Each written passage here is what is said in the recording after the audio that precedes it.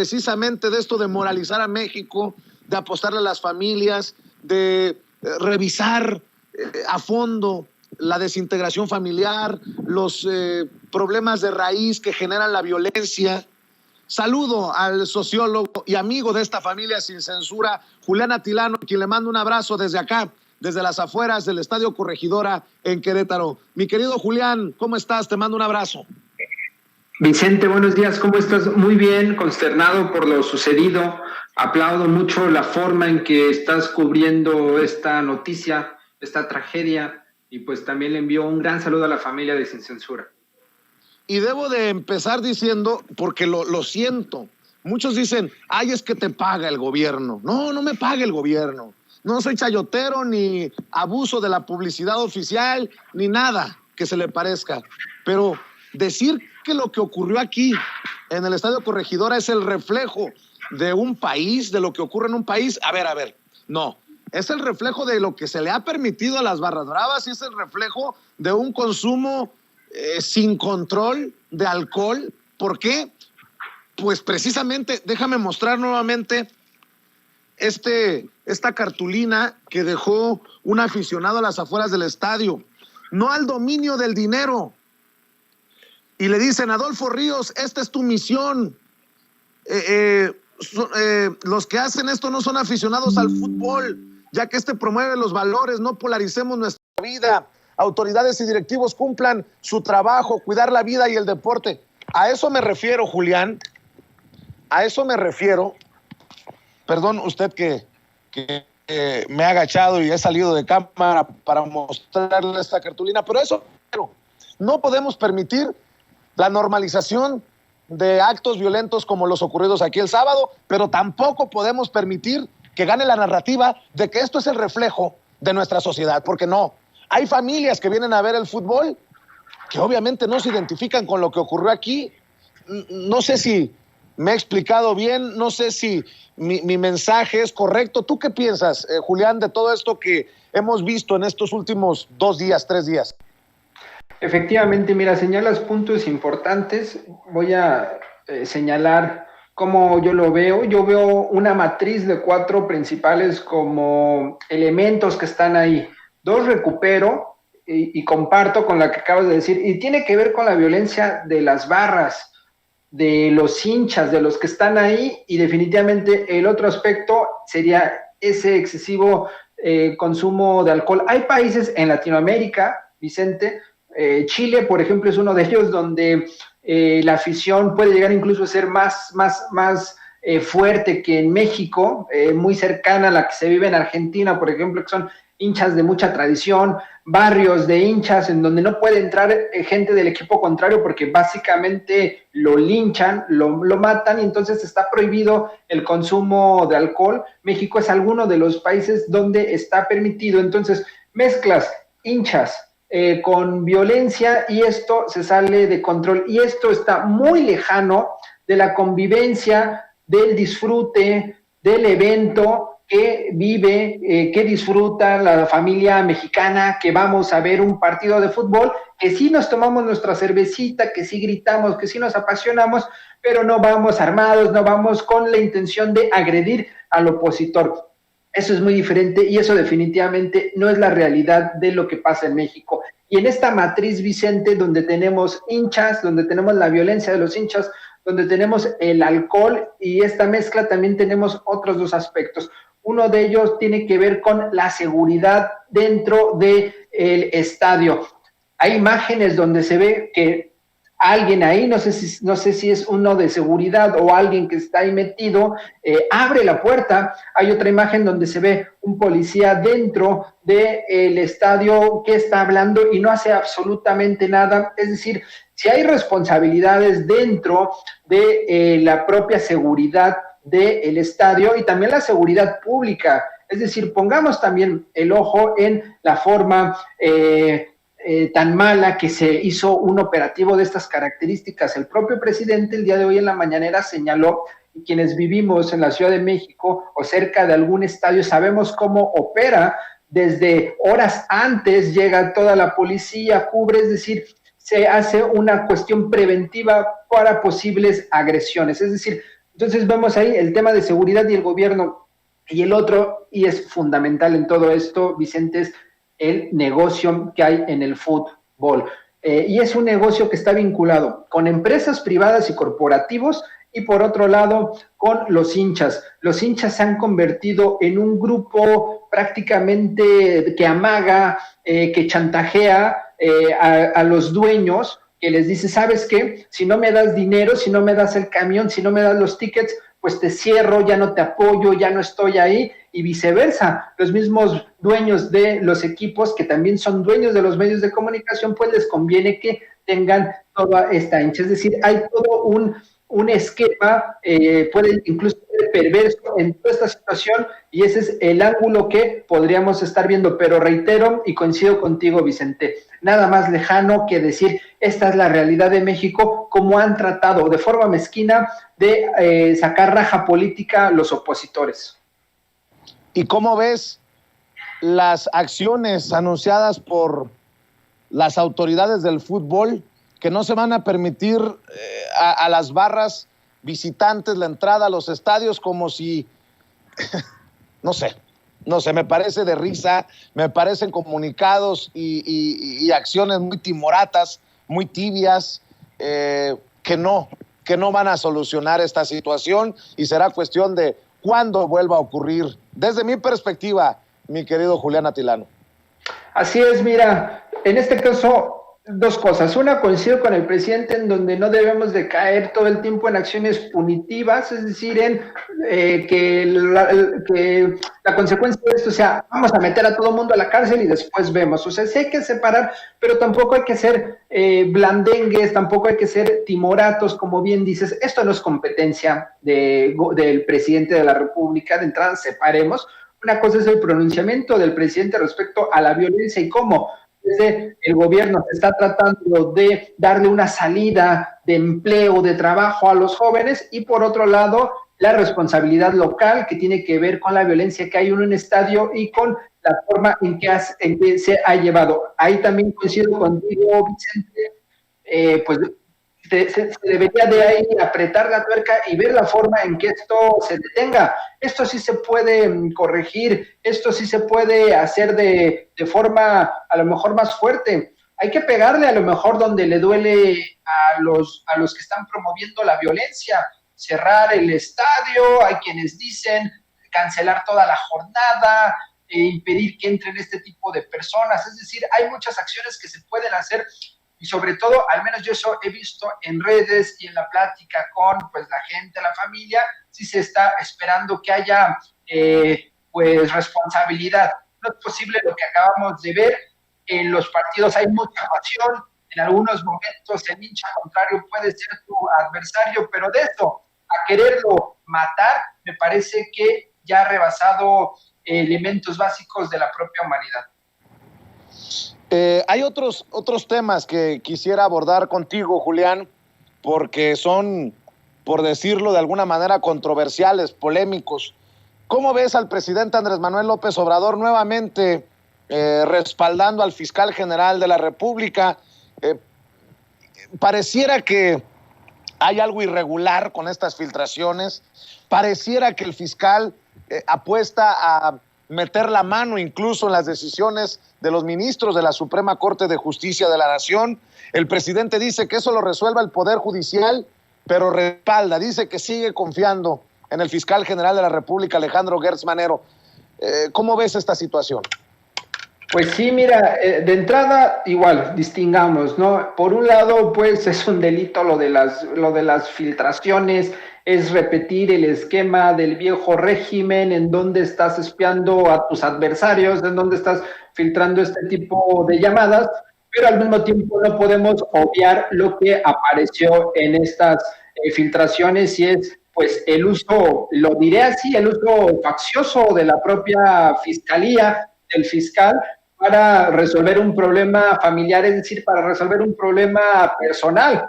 A mí me encantaría ver al fiscal presionando de una forma fuerte, frontal, para que se resolvieran ciertos problemas que están sobre la mesa, no para los problemas ahí familiares que parece que pues no queda muy claro de qué se trata.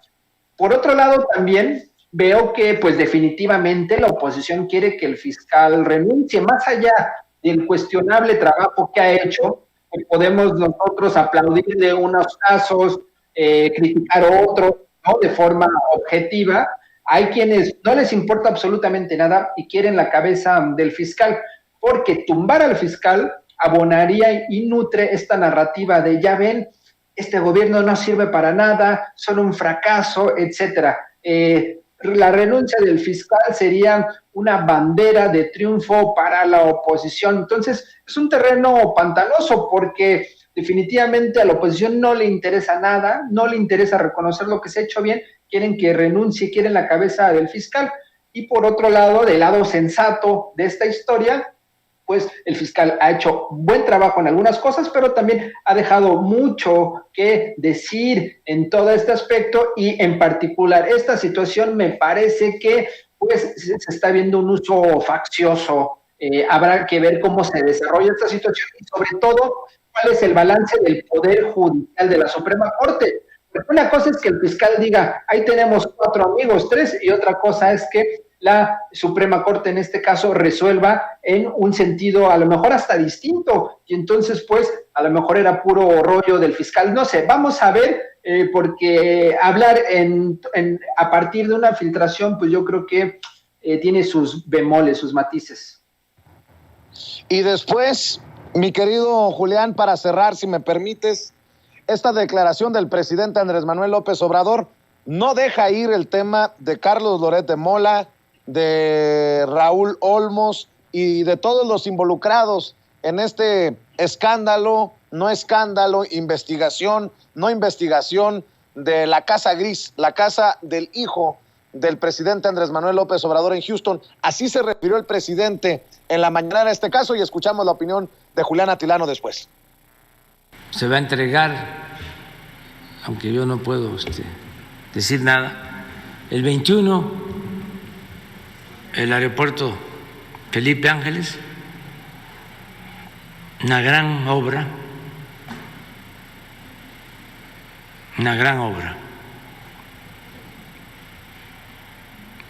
ojalá y lo reconozcan nuestros adversarios. En una de esas quienes nos cuestionaron tanto, ¿no? En un acto de honestidad reconocen de que fue la mejor decisión. Como también estoy esperando que Loret de Mola, ¿no? ¿Y cómo se llama el gran periodista de investigación que hizo el reportaje de que yo les di contratos? Pemex. Bueno, pero tuve que haber dado yo la orden, ¿verdad? ¿Cómo se llama la empresa?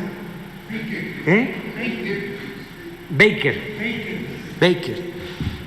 Les di bastante contrato ahí, ¿no? Te di la orden para que le dieras contrato porque quería yo que le rentaran una casa a mi hijo, ¿no? En Houston.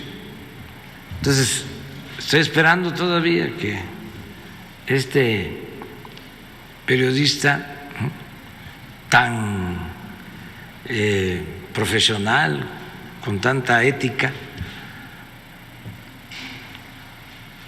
ofrezca disculpa.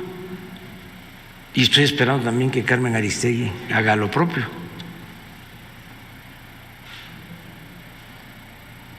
A ver si son capaces de rectificar y no caen en la autocomplacencia. Bueno, pues ahí lo tiene usted. Le saludo con mucho gusto a nuestro queridísimo amigo Julián Atilano. Te saluda con mucho gusto Antonio Ruiz. Julián, pues sí, en efecto, el presidente hace este planteamiento. Y yo lo que consideraba hace rato, Julián, es que más que exista un problema o muchos problemas sobre la personalidad del pseudoperiodista Carlos Loret de Mola, por ser, pues vamos, un personaje político más bien, un tipo que ha ejercido una corrupción espantosa a lo largo de su carrera, si se le puede llamar así, más que exista algún tipo de irregularidad en las investigaciones y servilismo, ¿no? También de Raúl Olmos, más que pues haya una serie también de pifias en la figura de Carmen Aristegui, tal vez lo que más los consume es esa soberbia de la que pues son, que están mostrando claramente, ¿no? Ese orgullo que tienen, esa soberbia y orgullo que tienen, y lo que pues bueno, más bien sería un planteamiento para el presidente López Obrador, de que espere sentado a que ofrezcan disculpas por tiznar con la información sobre la casa de su hijo, en una situación que es clara, ¿no? Al hablar de esa máxima del AMPA del periodismo que siempre menciona el presidente, que la calumnia cuando no mancha tizna, ¿no? ¿Qué nos puedes decir sobre esto, Julián?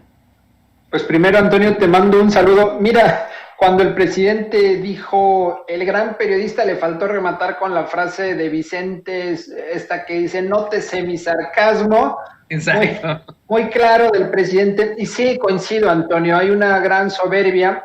Obviamente no van a ofrecer disculpas Loret, misma Carmen, Raúl Olmos, por ejemplo, cuando se filtra este audio como profesor, en donde dice, yo no soy Loret, en donde dice, yo no calificaría mi texto en el marco del conflicto de interés, pues en este servilismo que bien señalas, sale a las horas o al otro día, me parece, a sacar un hilo de Twitter y decir que sí hay conflicto de interés. A ver, ¿cómo en privado con tus estudiantes dices que no hay conflicto? ¿Y cómo es posible que al siguiente día públicamente dices que sí hay conflicto? Y prácticamente le faltó rematar, todos somos Loret. ¿Cuánto dinero habrá recibido Raúl Olmos por esta investigación, Antonio? Me parece que es importante saber y además dejar a un lado esta idea de que si tienes una trayectoria dentro del periodismo relativamente decente, así va a ser siempre toda tu vida.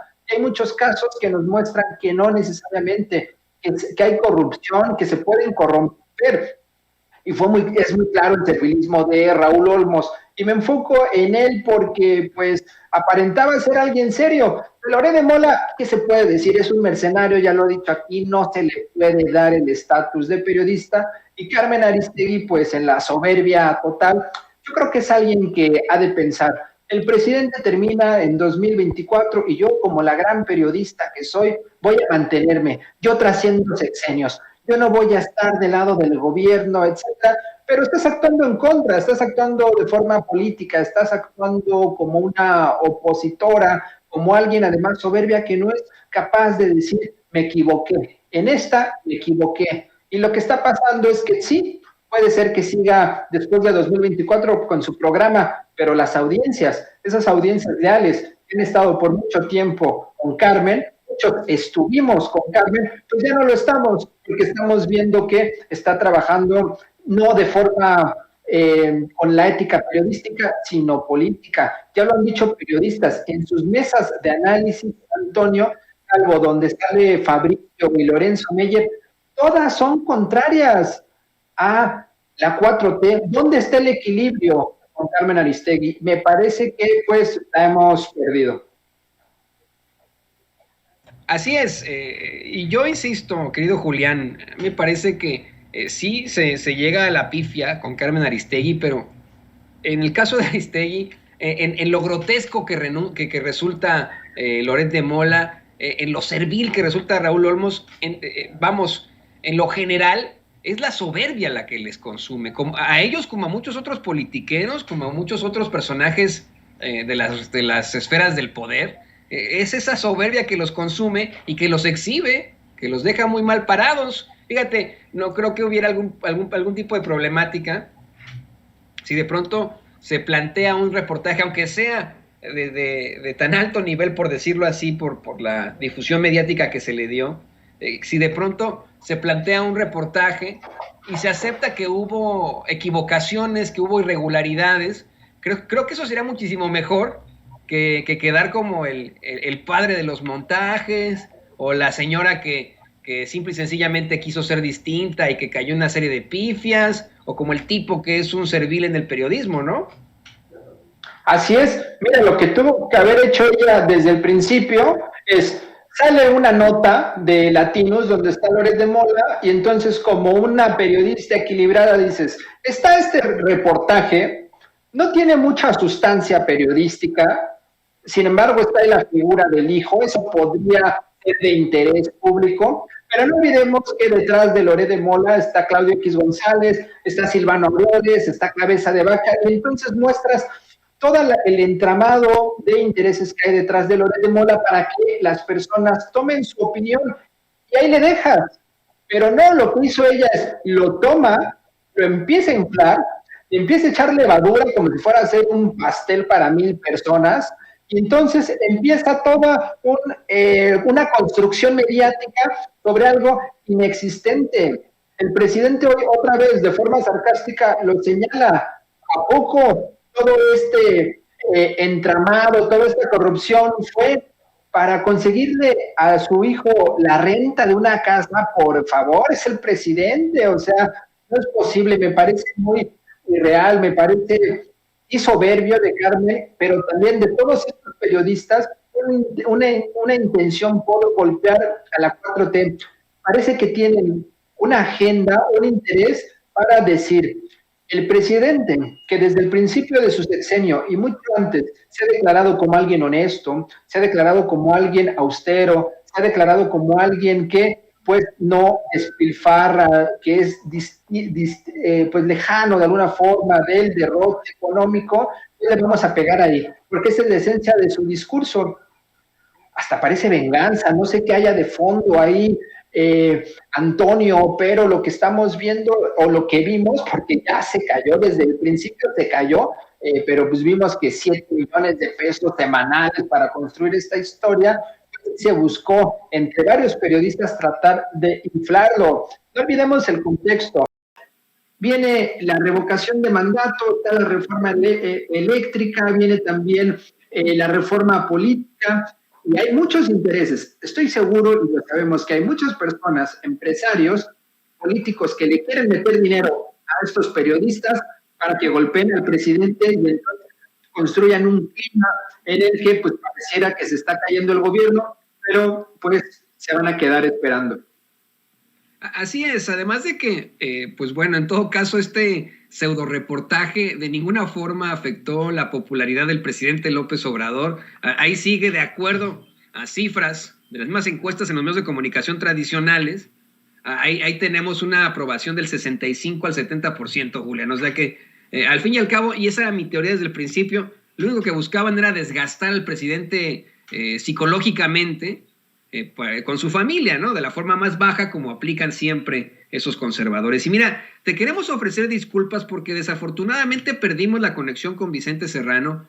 Él quería cerrar esta entrevista contigo, pero como bien sabes, y te lo digo también... Son cosas que pasan, Antonio. Exactamente, estamos afuera del Estadio Corregidora, allá en Querétaro, y pues bueno, ¿qué te parece, querido Julián, si nos compartes tus redes sociales para que la gente se ponga en contacto contigo y pues pueda hacerte más preguntas, más planteamientos que quedaron sobre la mesa? Pues Antonio, muchas gracias, siempre saliendo en el momento oportuno. Un abrazo a Vicente y por supuesto a la familia de Sin Censura. Me pueden seguir en @JuliánAtilano en Twitter y pues seguimos en contacto. Muchísimas gracias a ti, Julián. Usted lo sabe, Julián Atilano, maestro aquí en Sin Censura, gran sociólogo, analista político, con sus comentarios siempre muy atinados. Y bueno, pues ahí lo tiene usted. Gracias a Julián Atilano.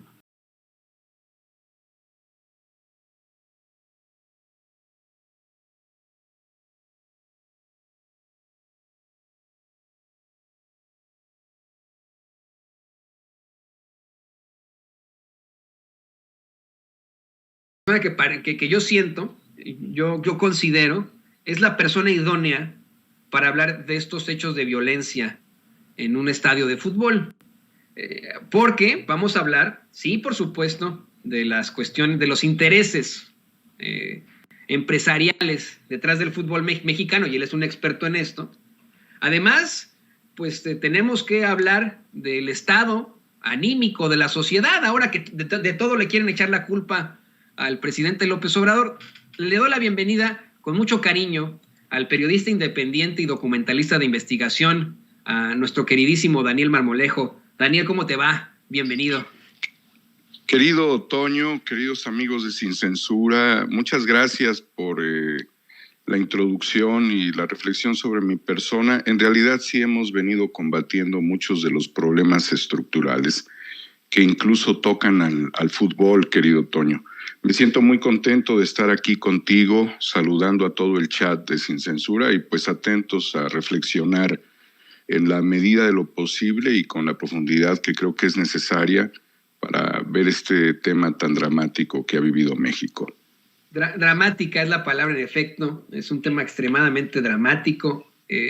Pero, ¿qué te parece, Daniel, si comenzamos con esta parte muy importante que la gente no puede ignorar, que la gente lo sabe? Fíjate, al inicio de esta transmisión, Vicente Serrano, desde el Estadio Corregidora, no sé si tenga don David la imagen, pero planteaba un mensaje que a mí me conmovió muchísimo.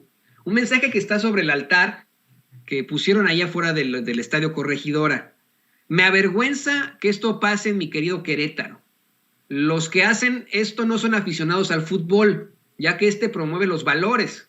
No polaricemos nuestra vida. Autoridades y directivos cumplan con su trabajo, cuidar la vida y el deporte, no al dominio del dinero. Sin embargo, pues eso es lo que vemos en la Liga MX. No nos podemos ser tontos con esto.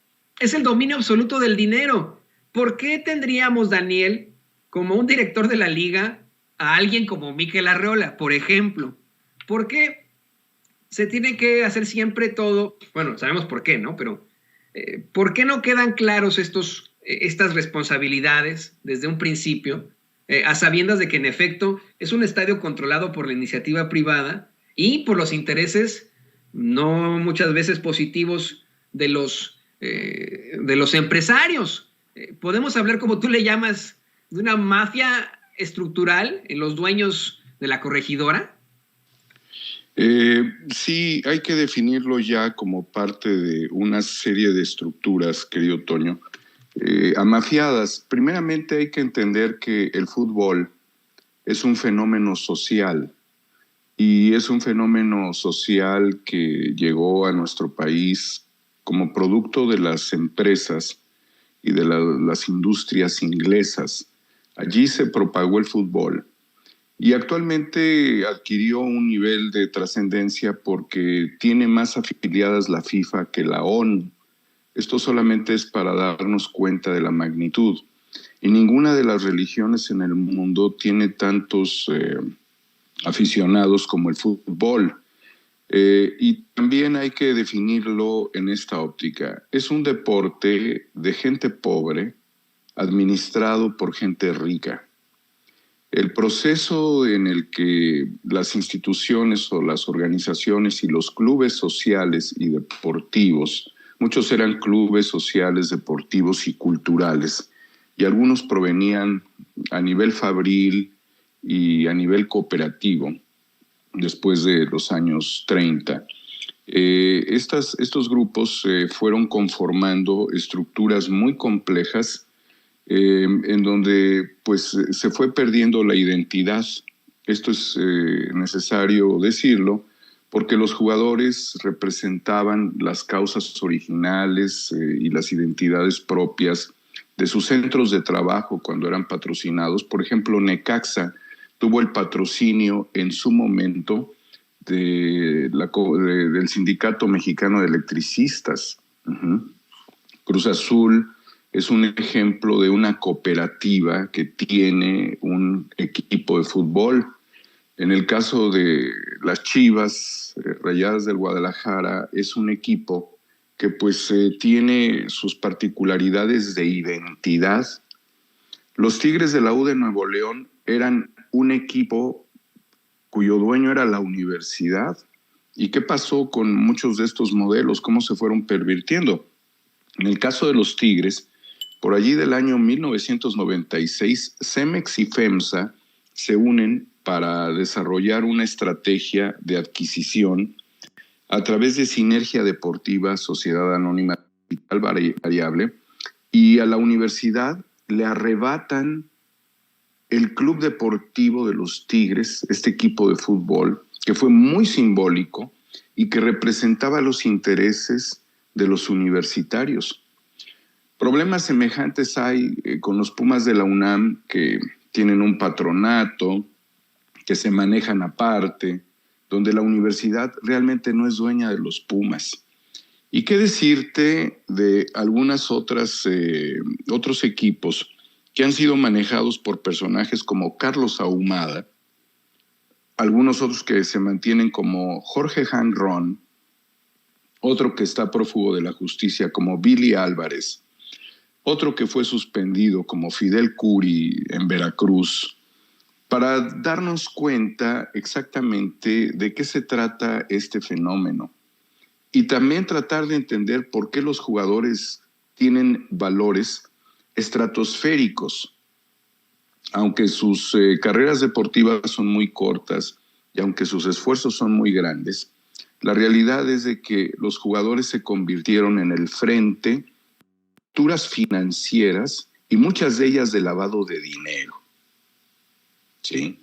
En ese sentido, tú te preguntas, ¿cómo es posible que un jugador, pues no sé, por ejemplo, Orbelín, que se fue de Cruz Azul a España, a un equipo mediocre en España, su carta fue de $17 millones, de los cuales no le dio ni un solo peso a los dueños reales que son la cooperativa, porque quien intermediaba estas operaciones era Billy Álvarez. Y en ese sentido, imagínate tú, por ahí le decía a Billy, pues 7 para ti, 10 para mí, nada para la cooperativa y tú eres el dueño de tu carta. De ese nivel se ha venido manipulando el deporte. Por eso es un deporte en general de gente pobre, manejado por gente rica, con jugadores que son estructuras financieras y muchos de ellos haciendo los grandes negocios para los directivos. Estamos frente a un fenómeno donde se maneja no una nómina, sino doble y triple nómina, donde los intereses de las cadenas televisivas están por encima del interés popular, de tal suerte que si tú vives en una ciudad, no sé, por ejemplo Guadalajara, tú no puedes sintonizar en la frecuencia del espectro radioeléctrico para ver a tu equipo, sino que tienes que contratar un servicio de cable, que son millones y millones de dólares en operaciones financieras mensuales, las que también permiten que las televisoras se apropien de la teledifusión y también de la radiodifusión de los partidos. Entonces le arrebatan al pueblo la posibilidad de tener una relación de identidad con sus clubes a través de la posibilidad de reunirse en familia y ver los partidos. Y luego se crean estructuras, que son estas barras que vienen prácticamente migrando desde Argentina, desde mediados de la década de los años 90, en el estado de Hidalgo, el Club Pachuca fue el primero en tener una barra ultra, que funcionan, y así lo digo yo de manera categórica en un tuit que acabo de subir el día de ayer, como organizaciones criminales. ¿Por qué? Porque las barras son grupos de extorsión que tienen un control territorial de posiciones estratégicas en los estadios. Entonces, ningún aficionado puede ser con su boleto, tener la posibilidad de ocupar el espacio que quiera. Esos espacios están consignados. Además, piensa, Toño, en todo el operativo que significa en materia de seguridad, siempre y cuando la haya, porque en Querétaro no la hubo, de establecer estrategias de logística para el tránsito de las barras, desde puntos claves donde se reúnen hacia los estadios de ida y vuelta. O sea, tienen un patrocinio del Estado y tienen un patrocinio de los municipios, de los gobiernos municipales y estatales, para recibir una sobreprotección. Las barras también, Toño, tienen control a través de su misma organización operativo de narcomenudeo. Sí, están vinculadas al narcomenudeo. Algunas otras están vinculadas al huachicol. Algunas otras ya forman partes de cárteles de la mafia, de la delincuencia organizada. Y finalmente también son grupos que extorsionan a muchos de los dueños de los equipos para garantizarles una determinada cantidad de boletos que no solamente son los boletos que ellos tienen para acceso, sino que también pueden participar en la reventa. Entonces, estamos frente a estructuras complejas, importadas como modelo de Argentina, que además, fíjate qué estúpido es lo que te voy a decir y qué real. No tiene ni siquiera una identidad propia, conceptual y creativa, en el manejo, en la interpretación de sus cánticos, de sus coros. Ni siquiera esos cánticos los vas a escuchar en los estadios de River y de Boca. Es hasta vergonzoso que ninguna de estas barras y ninguno de estos clubes ya hablen con un lenguaje propio, con una identidad propia. Es una impostura de cosas trasplantadas que están ajenas. Imagínate que va a la barra, los Pumas contra River y que los de, contra Boca, y que los de Boca ven que cantan sus cánticos. Es decir, estos copiones sin identidad nos quieren imponer. Ahora bien, ¿qué pasa dentro de estas estructuras, querido Toño y queridos amigos de Sin Censura? Son tribus sociales. Querido Daniel Marmolejo, te habla Vicente Serrano. Querido Vicente, saludándote, creo que estás en Querétaro. Sí, con todo lo que estás diciendo, no me sorprende que ya no pudimos transmitir a las afueras del estadio. Por ahí alguien me hablaba de la gente que se acercó a saludar a la transmisión de Sin Censura, de inhibidores en el estadio. Por ahí los echaron a andar cuando se dieron cuenta de la cobertura que estábamos haciendo, pero extrañamente ya no pudimos transmitir así, en un tronar de dedos, desde las afueras del estadio, en estos momentos en los que precisamente hablábamos con Julián Atilano, cerrábamos y te esperábamos, pero sí quería dejar constancia de que nos fue imposible volver a transmitir y nos hemos movido aquí a las cercanías del estadio para seguir con la transmisión de esas cosas extrañas, pero que tienen un mayor sentido con lo que estás diciendo, Daniel Marmolejo. Es una operación blindaje, querido Toño. Yo dudo mucho que la información transmitida por el gobierno estatal al gobierno federal sea fidedigna. Sí, yo realmente pongo en tela de juicio esto y te lo voy a decir por qué, Toño. Y querido Vicente, tú que estás allá y que estás siendo censurado para poder transmitir desde el estadio de la Corregidora, célebre en el Mundial de 1986, donde, si mal no recuerdo, Tomás Boy metió un gol de tiro libre. Pues mira, Vicente, esta situación que se presentó ayer tiene muchos ecos, eso es parte de una consecuencia histórica de grupos y de estructuras sociales de choque. Y quiero recordarte que en 1985 ocurrió una tragedia que fue el Valley Parade en Bradford, Inglaterra, donde hubieron 56 muertos, 265 heridos, en un partido de la tercera división del Bradford City contra el Lincoln City. Esto en Inglaterra. ¿Y qué pasó a los pocos meses de que ocurrió esto, de mayo? Pocas semanas, querido Vicente. El 29 de mayo de ese mismo año de 1985, en el Estadio Heysel de Bruselas, murieron 39 aficionados, 32 italianos, 4 belgas, 2 franceses y un británico en el partido de Liverpool contra la Juventus. Este drama permitió una estrategia en una primera instancia de enjaular a las barras. Era necesario enjaular, en este caso, a los hooligans, incluso prohibirles que viajaran al extranjero. Lo que nosotros estamos viviendo aquí también tiene un antecedente muy dramático, que fue en el año 2002, el 26 de enero, cuando jugó River contra Boca en Mar del Plata, en Argentina. 2 muertos, 12 heridos, 200 detenidos. Yo no sé cuántos lleva el gobernador del estado para exhibir como detenidos, cuando menos en número. Y esto fue terrible, fue un ataque descontrolado, pero curiosamente sí había fuerza pública, quizás no la suficiente, Vicente, quizás no la suficiente. Hay un estatuto de la Federación Mexicana de Fútbol, el artículo 17, inciso 2, dice: será sujeto de desafiliación cualquier equipo cuyo dueño y o directivos hayan incurrido en actos delictivos o de dudosa reputación.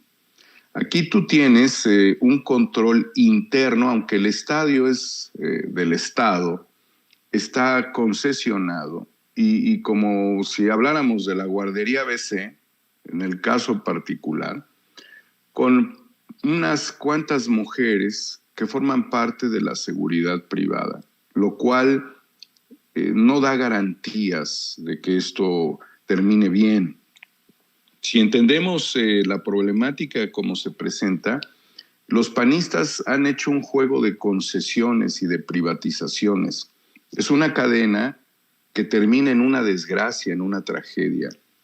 Se ha señalado, Vicente y queridos amigos, de que posiblemente hayan sido ya una estrategia de cazar entre grupos criminales. Es complicado de entender y de aceptar, porque si las organizaciones criminales se identifican, lo pudieron haber hecho no con armas blancas ni con tubos, lo pudieron haber hecho de otra forma. No quiero decir cuál, pero es obvio cómo son los grupos delictivos entre sí. Aquí también hay un factor importante. En el minuto en el que esto ocurre, ya el alcohol generó un descontrol mayor, y la turba, junto con la apertura de accesos que debieran estar totalmente restringidos, reforzados y con bloques vacíos que sirven como áreas de amortiguamiento para evitar la confrontación, fueron abiertas. Entonces no hubo un área de exclusa. Sucedió el embate. Es lamentable pensar que esta situación quedaba en manos de muy poca gente en materia de seguridad y sin las estrategias básicas que requiere la seguridad, que es seguridad estructural, seguridad sistémica y seguridad volitiva, personal, que ya es cuando tiene que entrar un policía físicamente a reprimir para evitar la violencia. En dado caso de que las organizaciones criminales hubiesen querido jugar a las vencidas dentro del estadio, con autoridad suficiente por parte de las policías municipal y estatal, esto se pudo haber contenido sin mayores problemas.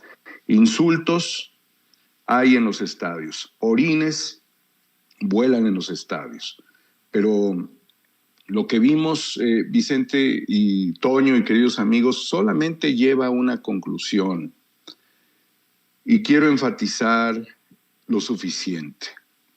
Las barras bravas no son parte de nuestra identidad. Las barras bravas no deben ser aceptadas en los estadios. Los directivos que se vinculen con barras bravas se les debe de aplicar el reglamento en el artículo 17, párrafo 2. Se les debe de aplicar el reglamento, porque las barras bravas en estas condiciones deben ser ya interpretadas y analizadas dentro del esquema de las organizaciones criminales. Necesitamos que vuelvan las familias a los estadios, Vicente, que quien pague un boleto entre, que si hay un espíritu de identidad, no caiga en las confusiones de tribus sociales dentro del espíritu deportivo. También señalarlo, las barras bravas no ven el partido, brincan permanentemente, impiden que la gente disfrute de un partido. Ya lo dije, los cánticos no son mexicanos, son argentinos. Es una burla para los clubes mexicanos. Y ya nada más para tratar de cerrar, Vicente, Toño, amigos, este es un fenómeno estructural porque tiene que ver también con la manipulación que se ha dado de las fuerzas básicas de los clubes, en donde hay agentes, en donde los niños y los jóvenes en formación son infelices, en donde hay órdenes explícitas de aprender a romperle las piernas al rival y de no jugar deportivamente, donde hay intereses económicos que empiezan a controlar soberbiamente a los jóvenes, tanto niñas, pero sobre todo a los niños y muchachos, porque es donde más dinero se juega, que tienen determinado talento. Porque ya lo dije también, muchos directivos hacen grandes negocios a través de los fichajes, porque hay operaciones comerciales para atraer jugadores de muy mala calidad que le quitan los sueños y las posibilidades de que los futbolistas mexicanos puedan participar dentro de todo ello. Porque las barras, como las italianas vinculadas con la camorra, fueron las que narcotizaron y pervirtieron a un gran futbolista como lo fue Maradona. Él fue víctima de las barras, no en su país, curiosamente, sino en Italia, en Nápoles. Y ahí están también los incidentes que se dieron jugando él en Barcelona, donde se generó una agresión terrible contra Maradona, y después de él estar en una recuperación dolorosísima, cuando vuelven a enfrentarse estos equipos, hubo una violencia terrible dentro del estadio. También hay que ver cómo se genera la violencia entre los futbolistas. Tenemos al actual portero de Cruz Azul, que ha sido una persona que es un extraordinario futbolista, que no ha tenido control suficiente de sus emociones en otros momentos. Comiso, quien fue uno de los personajes que estuvo dentro del encuentro entre River y Boca en el año 2002, cuando se dio esta situación trágica en Mar del Plata, de los 2 muertos, los 12 heridos y los 200 detenidos, le embarró los tacos en la cara a Carlos Hermosillo cuando Cruz Azul gana la final contra el León. Esto nada más como anécdota de los jugadores que utilizan la violencia también dentro del estadio y que pues fue sancionado, se cobró un penal, pero esto enciende, enfurece a los espectadores, al público.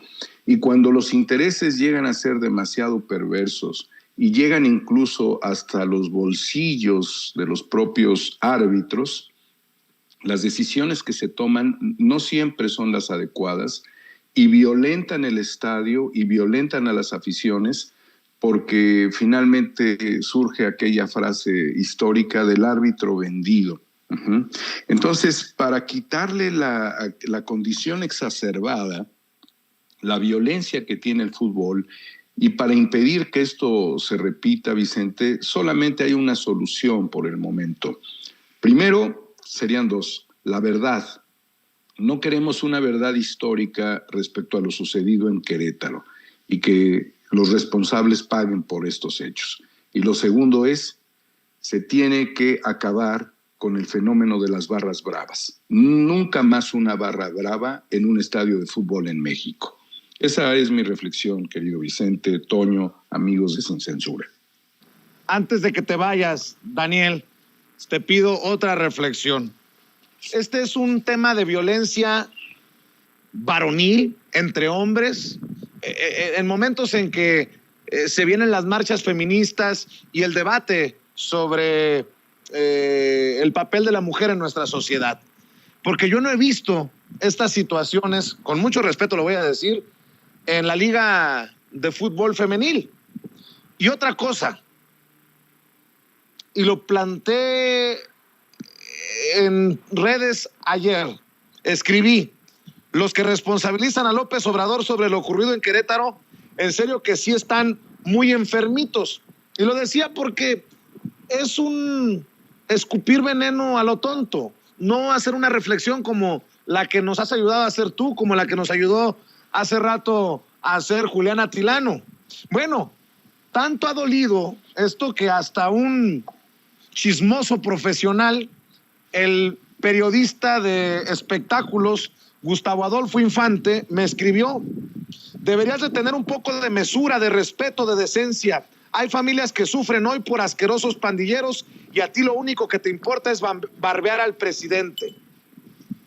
Después de ver su Twitter y ver cómo barbea a Sandra Cuevas, la alcaldesa en Cuauhtémoc, entendí que su responder a mi tweet era con una intención altamente política. Pero dos cosas que te dejo sobre la mesa para cerrar, Daniel, si me permites este tema: el lado político y el lado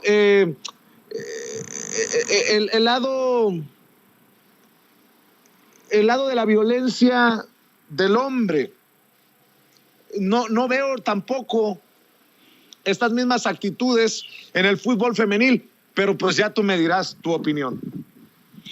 Bueno, querido Vicente, primero, qué importante es que haya un fútbol femenil, ¿no? Yo lo disfruto mucho porque es un fútbol más puro.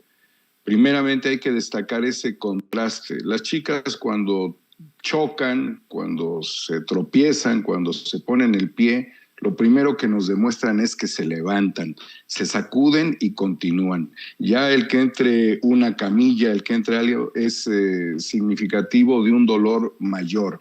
Es decir, que las damas no funcionan dentro del ámbito del circo, sino dentro del ámbito deportivo. Por eso es muy valioso considerar que las mujeres destacan bien en el fútbol, y qué bueno que ese fútbol no esté contaminado. Respecto a los temas de la violencia y de los señalamientos que se hacen a la Cuarta Transformación sobre un generador de violencia, yo creo, Vicente, que el presidente todos los días invierte mucho de su tiempo en tratar de desmontar toda condición de violencia, tanto dentro del país como de la relación humana, incluso con los periodistas, quienes han ido literalmente a agredirlo, querido Vicente. Es decir, motivos de agresiones sobran. Yo he sido agredido por compañeros en la mañanera, quienes han escrito infamias tratando de dañarme, pero pues la verdad a mí no me afecta porque son cuestiones que tienen otro tipo de comprobación.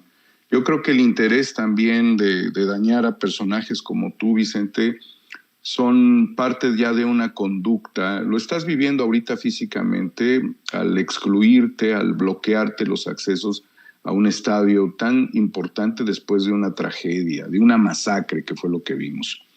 Las circunstancias sobre, también hay que destacar, la violencia de una alcaldesa contra policías, viene a aclarar algo, Vicente, que aunque se hable de violencia machista, yo creo que la violencia no tiene género. Y en ese sentido, me atrevo a pensar que como una condición de los grupos que están actuando en favor de la guerra híbrida, el próximo martes tendremos mujeres violentas actuando literalmente para tratar de desmontar lo sucedido, si no desmontarlo, equiparar lo sucedido en Querétaro con lo que pueda suceder en la Ciudad de México. ¿Por qué lo digo? Porque ya lo vivimos, porque vimos mujeres con picos, como si fuera el piolet que le dio en la cabeza a Trotsky. Así hay mujeres que van a ir desenfrenadamente, no solamente a atacar monumentos, sino a herir a mujeres policías. Por eso yo hago la consideración de que la violencia no tiene género. Estos actos que se van a recrudecer son actos de la ultraderecha, son tribus sociales que funcionan de manera anarquista, pero ojo, en realidad son mercenarios, son grupos mercenarios de mujeres decididas absolutamente a todo porque vienen patrocinadas. Y lo que vimos ahora, que fue un acto totalmente reprobable de una tragedia, esta masacre como se vio, una carnicería, es lo que vimos nosotros en el Estadio La Corregidora. Lo que viene también es algo de una importante magnitud. Por eso quiero advertir que así como tú estás haciendo esta reflexión sobre el tema de la violencia, los aparatos de inteligencia del Estado deben de estar operando para ver en dónde se están gestando estas reuniones y dónde se están preparando las bombas Molotov y en dónde están fraguando los ataques a todo lo que nos da identidad, que es el espacio público, y que veremos como un anarcoprimitivismo el próximo martes, en una marcha que es legal, que es legítima, que es justificada, que apoyamos, aplaudimos, y en la cual no participamos porque somos varones. Pero las mujeres también pueden ser víctimas de caer en esta vorágine de la violencia estructural que no tiene género, pero aquí que sí tiene un interés muy claro, Vicente, el ataque político a la Cuarta Transformación. Tú señalas que hay un ataque político, por supuesto que sí. Esta es una violencia de género con orientación política en un ámbito de guerra híbrida para tratar de confundir a la sociedad sobre quiénes son los gestores de la violencia, utilizando, así como decíamos que las barras en México utilizan los cánticos argentinos, utilizando las legítimas consignas del feminismo para golpear, para destruir, para amedrentar, para herir, y pudieran suceder cosas muy graves. Por eso tenemos ya que actuar como una sociedad que prevé la evolución y tratar de desmenuzar, de identificar, de clasificar a los grupos sociales, porque todos están vinculados, Vicente. Las barras funcionan a nivel huachicol, muchas de ellas, no todas. Las barras funcionan a nivel narcomenudeo. Las feminazis funcionan a nivel desestabilización y también van a amedrentar procesos electorales, como pudiera ser en el Estado de México y en el Estado de Hidalgo, ¿sí? Ninguna de ellas salió a defender a la esposa del presidente tras las agresiones horrendas que se gestaron hace muy pocas semanas. Ninguna de estos grupos se ha identificado plenamente con la defensa de la mujer oaxaqueña, joven música saxofonista, que perdió prácticamente mucho de su futuro tras la agresión con ácido de un priista, ¿sí?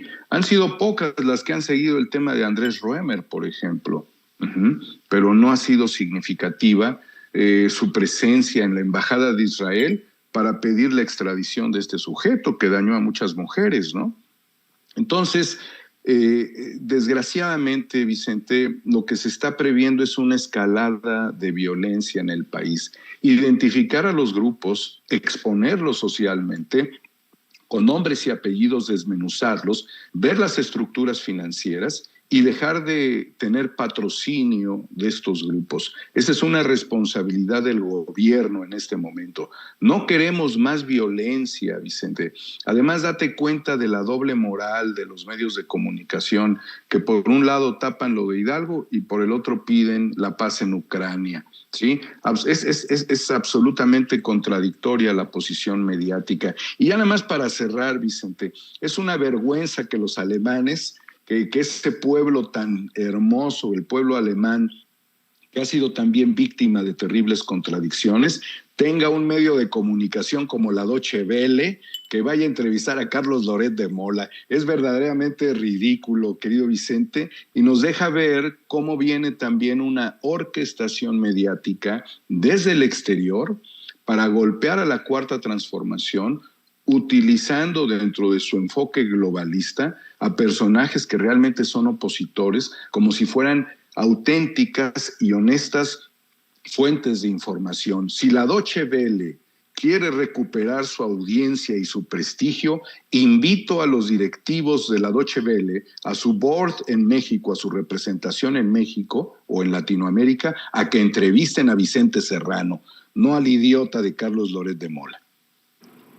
Te agradezco mucho siempre por ese concepto, por siempre ser tan generoso con tu servidor y con el espacio de Sin Censura, por lo que te pido que no te desaparezcas. Así lo escriben en el chat muchas personas que te estiman, que te respetan, que te admiran como nosotros, mi querido Daniel Marmolejo. Pues ¿por qué no cerramos invitando a la gente para que te apoye en tus proyectos, en tus espacios, en tus cuentas, en redes sociales, en YouTube, y en lo que estés haciendo también para cine, querido Daniel.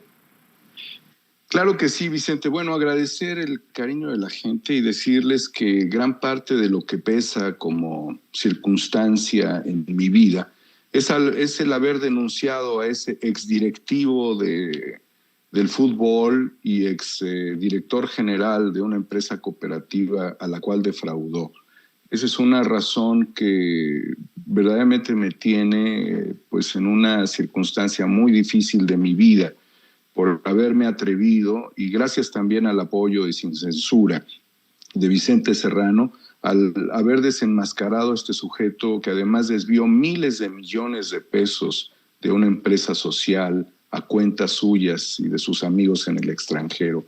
Son al menos 5 fichas rojas de Interpol y más de 30 órdenes de aprehensión, y siguen cayendo sujetos vinculados a esta mafia, Vicente, que también desgració al fútbol mexicano. Nada más los dejó 23 años sin títulos. Yo particularmente, Vicente, en Homo Ex Novo, a través de Twitter, les pido su apoyo porque en la medida de mis circunstancias y gracias al aliento que la gente nos da y al espacio que tú nos has ofrecido como una ventana que oxigena a nuestro país, reconocido por el presidente de la República, aclamado por la audiencia, tanto en el exterior como en México, y con una condición tuya que es muy dinámica, Vicente. Te vemos en todos los escenarios. Ahora estás en la zona de la tragedia, de la masacre en Querétaro. Pues agradecerles también que puedan apoyar el proyecto HDSPM, porque ese güey es uno de los principales promotores del golpismo en México. Está tan enfermo que quiere ser el más malo de la película. Entonces hay 2 personajes que odia uno en la escena popular, y con razón uno más que el otro, al papá de Luis Miguel y a Felipe Calderón. Así es que apóyenme como ustedes puedan, denme información, acerquémonos para poder sacar este proyecto HDSPM. Estamos también con el proyecto Guerra Híbrida. Viene un momento muy importante, querido Vicente. El fiscal contra el exconsejero jurídico y el grupo de abogados, que está por aclararse ese tema en los ámbitos judiciales, y también el de Ricardo Anaya. Viene también el juicio prácticamente que condenará por toda la eternidad a Genaro García Luna, y va a salir el nombre de Felipe Calderón en ese juicio. En todo esto estamos, querido Vicente, agradeciéndote siempre la posibilidad que me das, y con un abrazo muy fraterno en ese estado importante de la capital que es Querétaro, donde te encuentras, gobernado por los fascistas. Mi querido Daniel Marmolejo, siempre pendiente también de lo que escribes en Twitter a través de @HomoExNovo, y también muy al pendiente de lo que suben como contenido en tu cuenta, en tu canal de YouTube 4A República, para que apoyen los esfuerzos independientes también de nuestro querido maestro Daniel Marmolejo. Te mando un abrazo desde acá y nos vemos muy pronto, Dani. Mi cariño a todo el staff de Sin Censura, a Toño, desde luego con quien comencé esta entrevista, contigo, Vicente, y con toda la gente del chat. La mejor gente del planeta Tierra es mexicana y está en Sin Censura. Gracias, querido Vicente. Gracias, es Daniel Marmolejo hablando con nosotros en este espacio libre como el viento. Estás escuchando Sin Censura con Vicente Serrano. ¿Sabía usted que hay abogados que le explican sus opciones antes de que usted pague un centavo? Visite las oficinas de Asociados de México, donde bajo la asesoría de la abogada Lourdes Monteagudo se evaluarán sus inquietudes y se determinará de la manera más rápida y económica de resolver sus asuntos migratorios, divorcios, todo tipo de accidentes, tráfico y otras inquietudes que le quitan el sueño. En español, en familia y completamente gratis. Llame para una cita al 773-847-6465 o visítelos en el 1837 al oeste de la Cermak Road en Chicago. Mamá, muchas gracias por el carro que tú y papá me ayudaron a comprar. Ya mero le va a tocar su primer servicio. De nada, hija. A tu papá y a mí nos interesa tu seguridad. Y hablando del servicio de tu carro, deberías de llevarlo a Tecnicentro Automotriz, en la calle 26. ¿A la 26? Tú más que nadie sabes lo que papá sufrió al llevar su carro con mecánicos que se dicen ser de la raza. Yo estoy pensando llevarlo al dealer.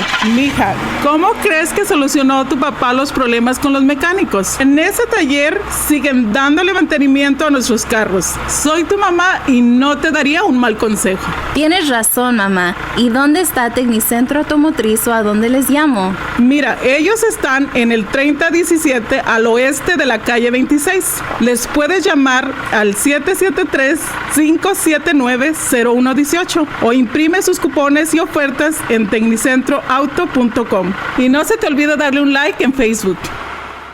Para mostrarles aquí las mejores especiales que tenemos de botas de trabajo, empezando con toda la bota Caterpillar que tenemos aquí insulada, con casquillo, sin casquillo. La bota Red Wing tenemos aquí como 8 o 9 diferentes estilos de 8 pulgadas, a prueba de agua, con casquillo, sin casquillo. La bota Timberland Pro que tenemos también a prueba de agua, con casquillo y sin casquillo.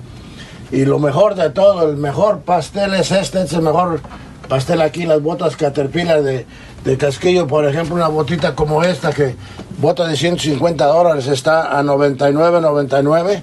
Precio especial para los clientes de Sin Censura, aquí les vendemos más. Tenemos los Reebok también antiderrapantes de casquillo, sin casquillo. El Skechers antiderrapante sin casquillo. La mejor selección de zapatos de comodidad Clarks of England. Estos zapatitos es lo más fino que hace Clarks, son zapatos de $180.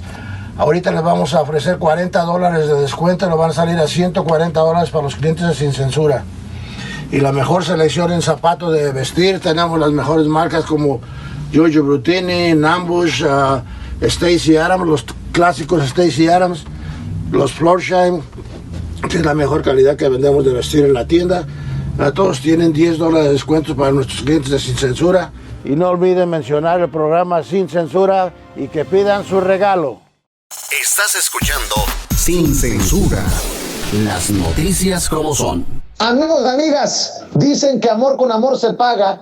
Y si usted va a contratar servicios de cable e internet, le recomiendo los paquetes especiales para la audiencia de censura que ofrece nuestra amiga Dolly. Mire, tiene cable con más de 200 canales e internet Wi-Fi de alta velocidad por solo $99 al mes. Y usted, ojo, tiene que pedir los regalos para que nos dé todos los detalles. Vamos con Dolly en vivo y en directo. Querida Dolly, ¿cómo estás? Muy buenas tardes. Muy buenas tardes, mi querido Vicente. Y aquí estamos con las ofertas, las promociones, los descuentos y los grandes especiales con nuestro servicio de cable e internet por tan solo $99 mensuales. Deportes, novelas, películas y una gran programación para usted y todos en casita. Porque si usted tiene Dish o tiene DirecTV y paga más, ojo, paga más de $99 al mes por los dos servicios, no por uno, por los dos, el combo cable e internet, $99 al mes, está botando su dinero. Llámeme rapidito y de volada,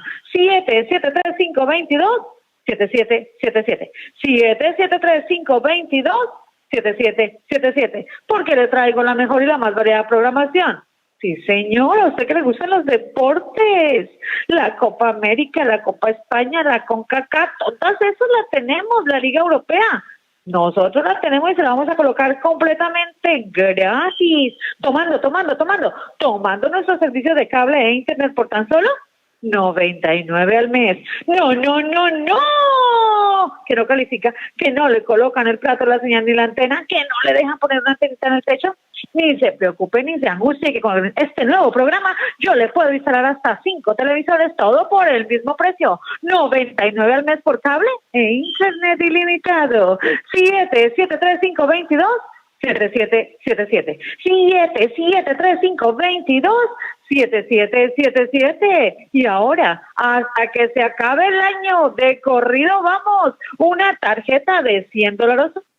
Tome su servicio de cable o internet y llámeme rapidito y de volada y no olvide pedir su tarjeta de regalo. 773-522-7777. 773-522-7777. Con nosotros todos califican. Oferta especial para Illinois, Texas y California, pero instalamos en cualquier parte de la Unión Americana. Llámeme ya. 773-522-7777. Programa especial para todos estos consentidos de la tercera edad. Pidan su descuento y para los estudiantes también. 773-522-7777. Llámenme ya. Y no olvide, 3 meses de canales de películas completamente gratis. HBO, Showtime, Cinemas y Star. ¿Dónde nos escuchaste? En Sin Censura. Levanta el teléfono, llámanos rapidito y de volada para darte la oferta de $99 por cable a internet o el internet solito por tan solo $45 al mes. Y si para ti lo más importante es la seguridad, tenemos cámaras de seguridad. Llámame ya. 773-522-7777. 522-7777. Adelante, mi querido Vicente. Gracias, mi querida Dolly. No se le olvide mencionar que nos ve y nos escucha en Sin Censura con Vicente Serrano y que se mochen con los regalos por aprovechar uno de estos paquetes de cable e internet con nuestra querida Dolly. Sin Censura con Vicente Serrano. Amigos, amigas, regresamos en breve, pero mientras seguimos hablando sin pelos en la lengua, sin censura, usted puede suscribirse a nuestros 3 principales canales en YouTube. Sin Censura Media, en donde tenemos más de 1,600,000 suscriptores, Sin Censura TV, en donde tenemos más de 1 millón de suscriptores, y en Sin Censura Presenta, en donde queremos llegar muy pronto a los 100,000 suscriptores.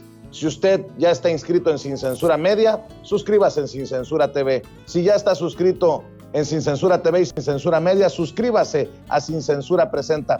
Recuerde que es gratis, no tiene que sacar un solo centavo de su bolsillo para apoyarnos. Dele clic en la campanita para que los señores y señoras de YouTube envíen las notificaciones cuando estemos transmitiendo en vivo y en directo o estemos subiendo videos.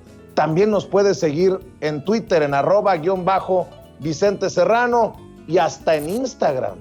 Ojo, también estamos en Instagram. Son nuestras redes sociales y con el apoyo de ustedes seguimos creciendo, porque con ustedes todo, sin ustedes nada.